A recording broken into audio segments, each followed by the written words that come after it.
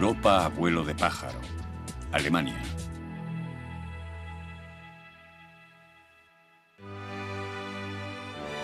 Hoy nos dirigimos hacia Alemania y visitaremos el Reichstag de Berlín, que muestra las huellas de la trágica y agitada historia del pasado siglo. Más tarde iremos a ver un castillo de cuento de hadas, Neuschwanstein, en Baviera. También haremos escala en la Catedral de Colonia, el majestuoso edificio gótico que se impone sobre la ciudad a orillas del Rin. Empezamos nuestro viaje dirigiéndonos al río Rin, donde se halla Colonia, al oeste de Alemania.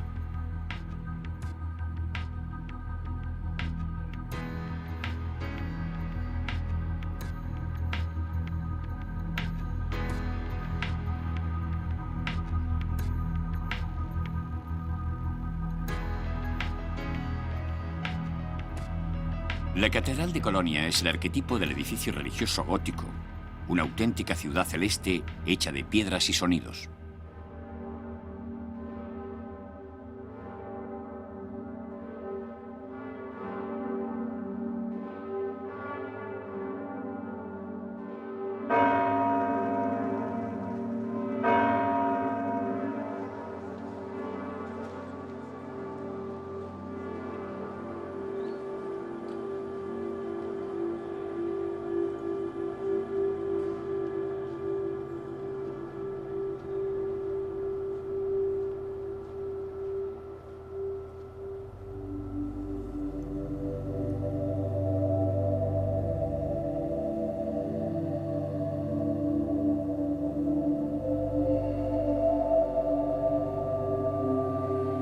La catedral representa las puertas del paraíso, una composición armoniosa y bien conseguida con piedras y cristales.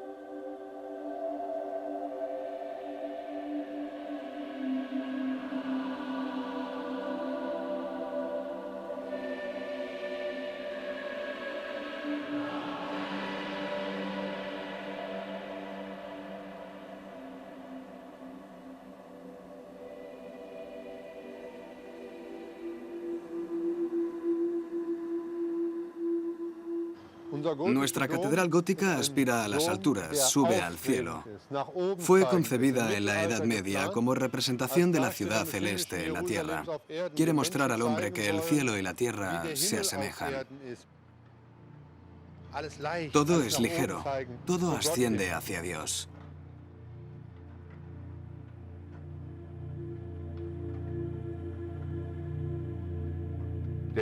La catedral es una obra eterna dedicada al Todopoderoso. Para legar a la posteridad un edificio como este, desde siempre ha habido hombres que la han cuidado, a fin de que siga siendo como la idearon sus creadores. Ese es el espíritu que impera aquí. La idea de la Catedral de Colonia fue concretada en el año 1248. 632 años más tarde, en 1880, se inauguró siendo el edificio más alto del mundo, con 157 metros de altura. Hasta hoy, se sigue trabajando día tras día en su mantenimiento. Hay empleadas 60 personas que se ocupan de restaurar la Casa Divina.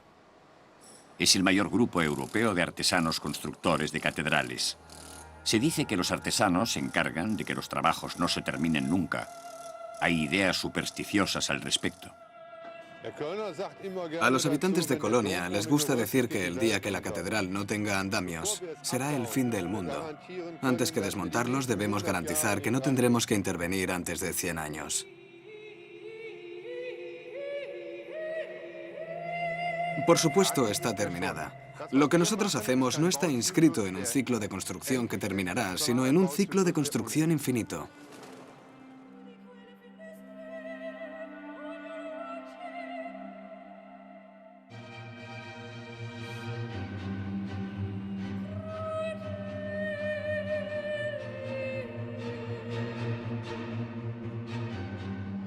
Todavía nos enfrentamos a los destrozos de la guerra.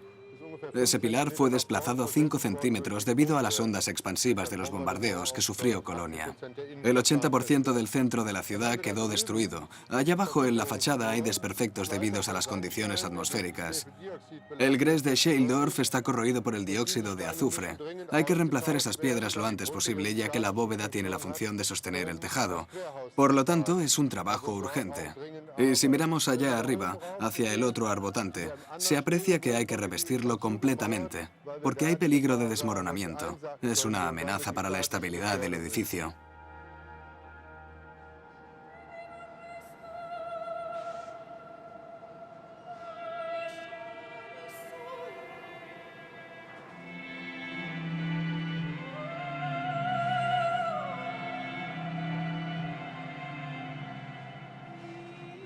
Hace poco he construido una corona de capitel, constituida por 4 elementos. La he construido igual, exactamente como era hace 140 años. El hombre que hizo esto trabajaba bien, y yo he aprendido a hacerlo como él. Cuando el tallador está delante de la piedra, debe hacerse uno con la piedra. No se la puede forzar a cualquier cosa, debe dejarse guiar por ella.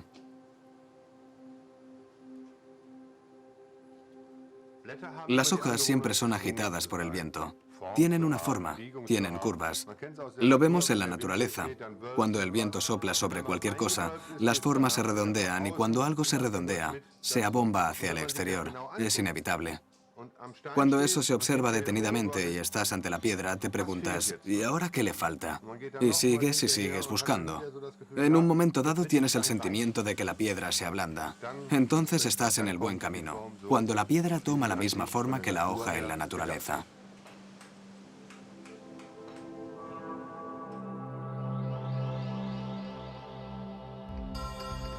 Por encima de las bóvedas de la catedral, todavía más cerca del cielo, otro mundo.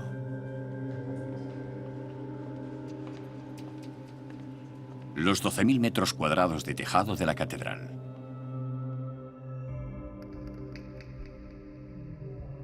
Su sólida construcción en acero, remachada y atornillada, data de 1860, 30 años antes que la Torre Eiffel.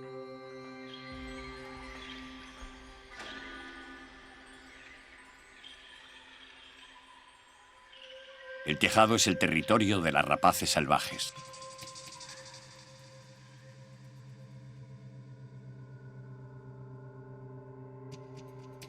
El lugar se presta a ello porque para las aves la catedral es como un macizo rocoso. Cuando los halcones peregrinos llegaron aquí, se sintieron atraídos por la catedral y se quedaron. Pero nunca habían hecho nidos. Y la gran novedad es que esta generación de halcones peregrinos ha nacido aquí. Y la catedral es su hábitat. Hace 20 años, Klaus Dering divisó la primera pareja de halcones en la catedral de Colonia. Desde entonces, estas rapaces cazan las palomas que en gran número se refugian en los alrededores del edificio. Se los ve claramente, incluso se los oye. Los oye silbar.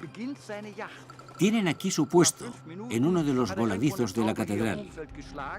Uno de ellos empieza la caza y al cabo de 5 minutos ya ha atrapado una paloma en alguna parte. Regresa y la despedaza. Y desde aquí observo que ha cazado.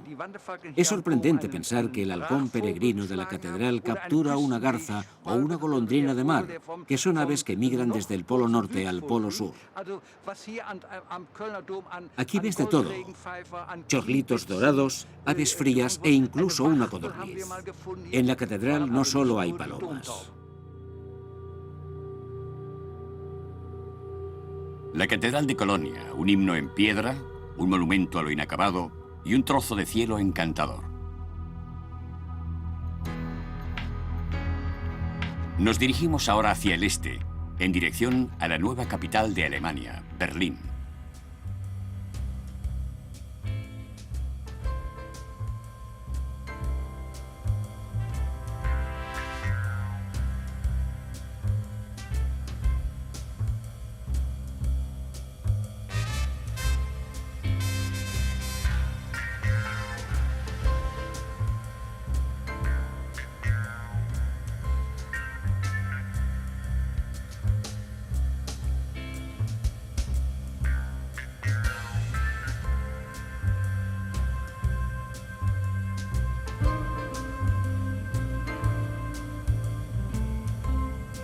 Más que cualquier otro edificio, el edificio berlinés del Reichstag simboliza la historia agitada y dramática de la Alemania de los últimos 110 años.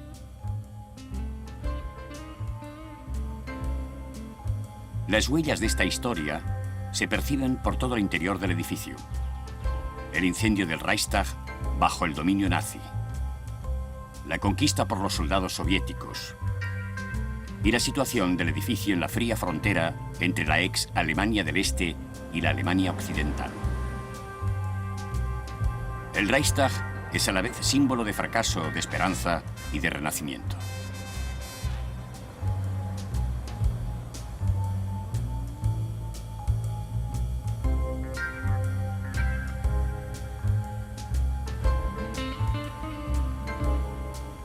Era la sede del Parlamento alemán y del nuevo desde 1999.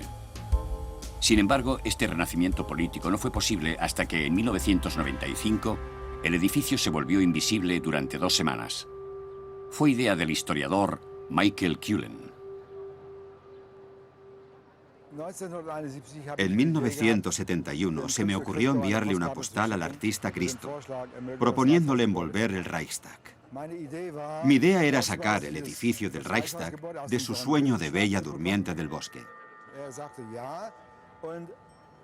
Aceptó, pero se tardó casi un cuarto de siglo, 23 años, en obtener el permiso del Bundestag. Hasta que se embaló, el edificio tenía una imagen un poco lúgubre.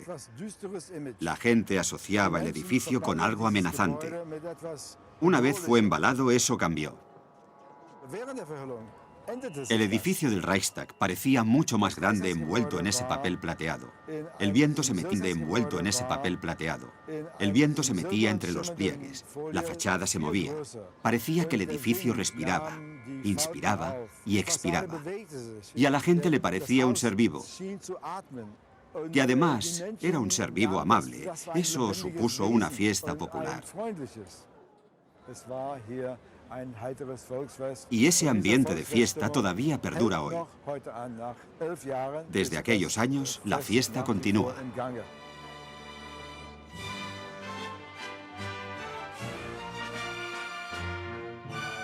Desde su inauguración en 1894, el Reichstag ha simbolizado la yuxtaposición de contradicciones. El emperador de Alemania, Guillermo II, decía que el edificio era el sumum del mal gusto. Detestaba el edificio, detestaba su cúpula, pero sobre todo detestaba el Parlamento porque limitaba su poder.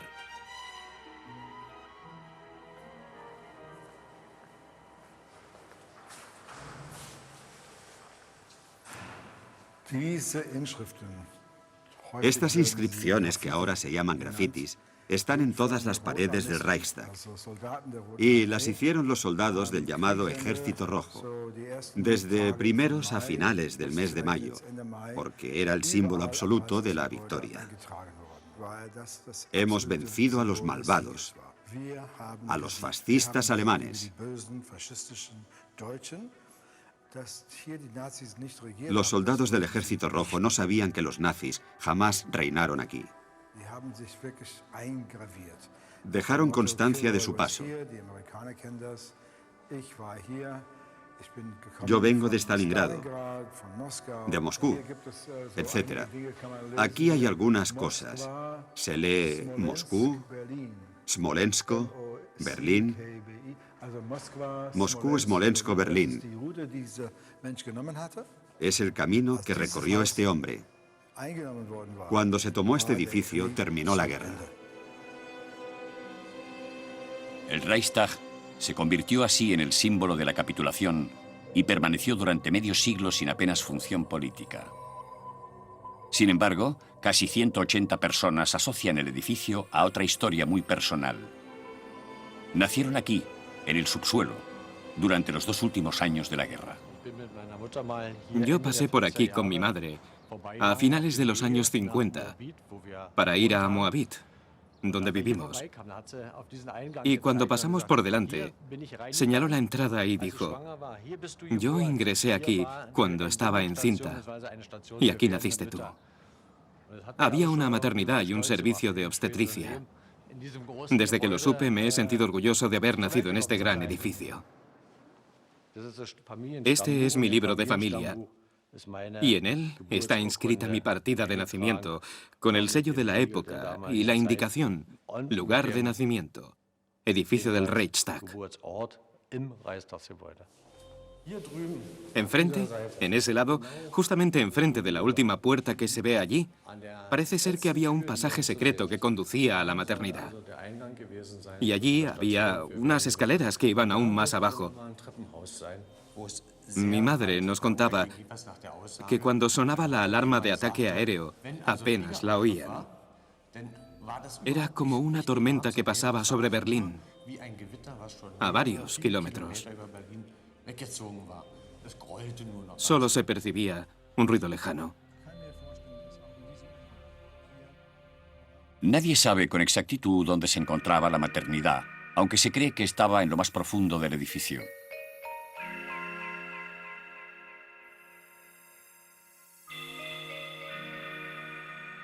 Cuando el arquitecto Lord Norman Foster transformó el edificio para convertirlo en el Bundestag alemán, su idea era de transparencia y modernidad.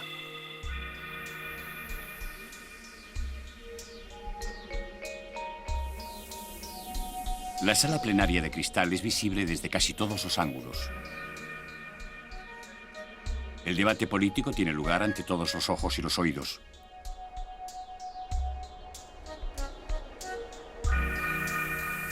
En la cúpula se refleja todo: los visitantes, el edificio y la ciudad. Los elementos de la democracia se reúnen en un haz como un cristal ardiente. El edificio, antaño gris y lúgubre, se ha animado y se ha convertido en el centro de la política alemana. Es un lugar sobre el que pesa la historia, pero resuelto a mirar hacia el futuro.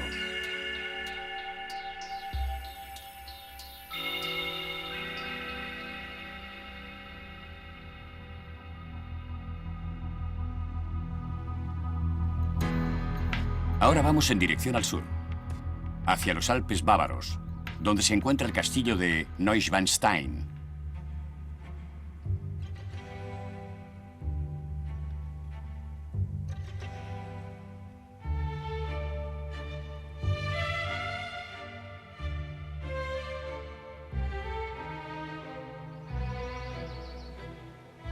Es el paraíso en la tierra que pueblo con mis ideas y que me hace feliz. Así hablaba Luis II de Baviera, de su castillo de Neuschwanstein.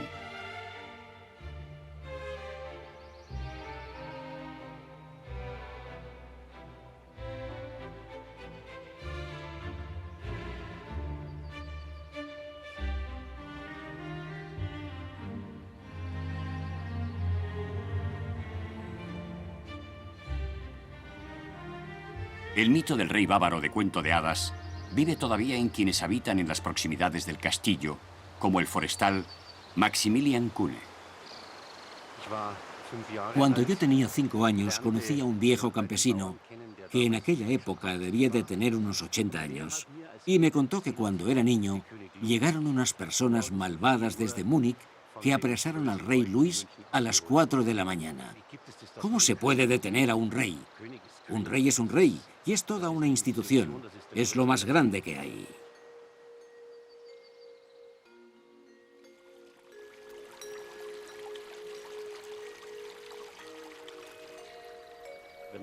Cuando caminas por el bosque o vas de caza, y siempre que estés solo, si miras en dirección al castillo, se ve al rey, allá arriba, en lo más alto.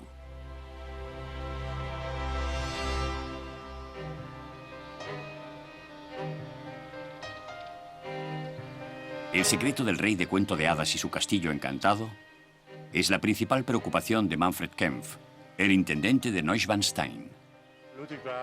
Luis era un soñador, un espíritu imaginativo. El tiempo de los caballeros había desaparecido hacía mucho, pero él se sumergió en esa época construyendo el castillo de Neuschwanstein, y como por ejemplo ese gran caballero detrás de mí. Su posición era la de un hombre que rehusaba a los enemigos, porque Luis II no quería que nadie entrara en el castillo. Todo el edificio era prácticamente la fortaleza del Grial y por lo tanto inviolable.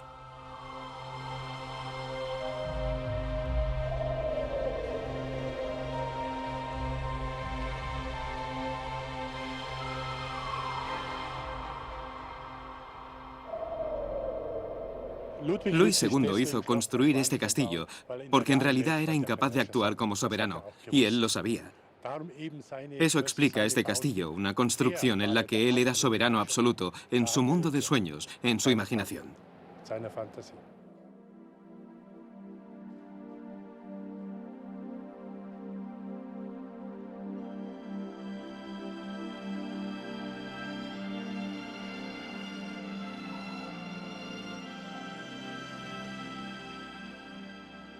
Sin embargo, en el mundo de la ilusión de este edificio fastuoso, el rey Luis II se perdió poco a poco.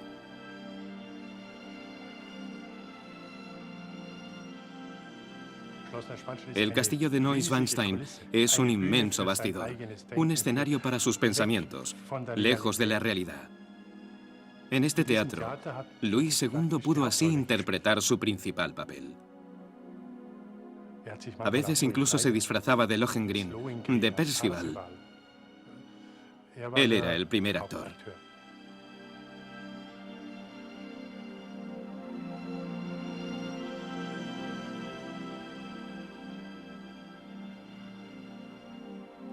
Esta gruta artificial construida con yeso y alambre fue concebida por el rey para Tannhäuser, la ópera de Wagner, pomposa, imponente y llamativa como casi todo el resto del castillo.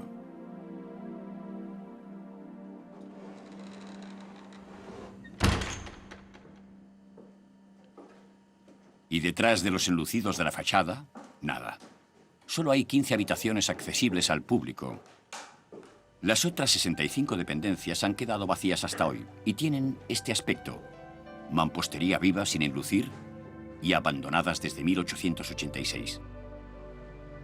Estaban destinadas a acoger a los huéspedes del castillo, pero nunca se terminaron. El rey Luis II pasó 175 días en su refugio. Luego llegó su decadencia y la construcción se detuvo.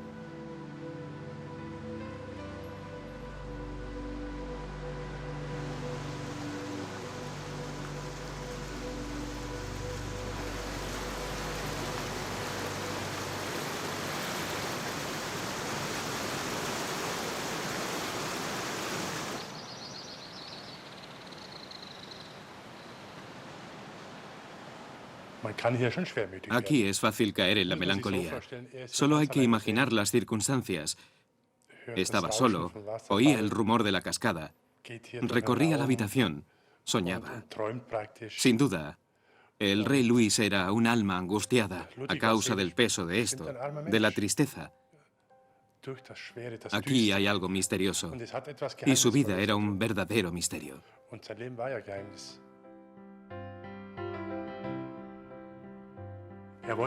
Él no quería reinar.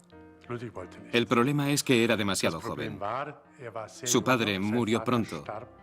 Tuvo que sucederle y no estaba preparado para semejante tarea. Se vio obligado al papel de rey y no quería ser adulto. Era hijo del romanticismo. De repente, la realidad hizo irrupción en la vida de Luis II. La noche del 10 de junio de 1886 se le comunicó que era revelado de sus funciones de soberano. Fue arrestado. 3 días más tarde, el rey de cuento de hadas halló la muerte de forma misteriosa en el lago de Starnberg. Su única preocupación era preservar el castillo de Neuschwanstein de la mirada de los curiosos.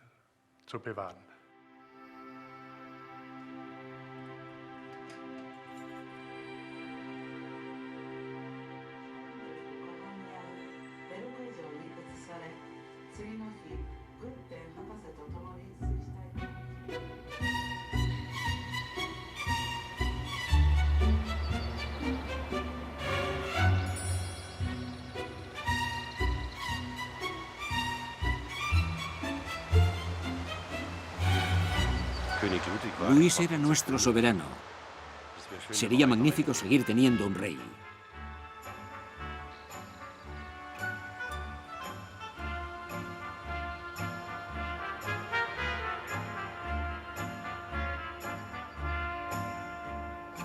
Blanco como la nieve de las cimas que lo rodean, Entre fantasía y delirio, Neuschwanstein mantiene el mito del rey de cuento de hadas.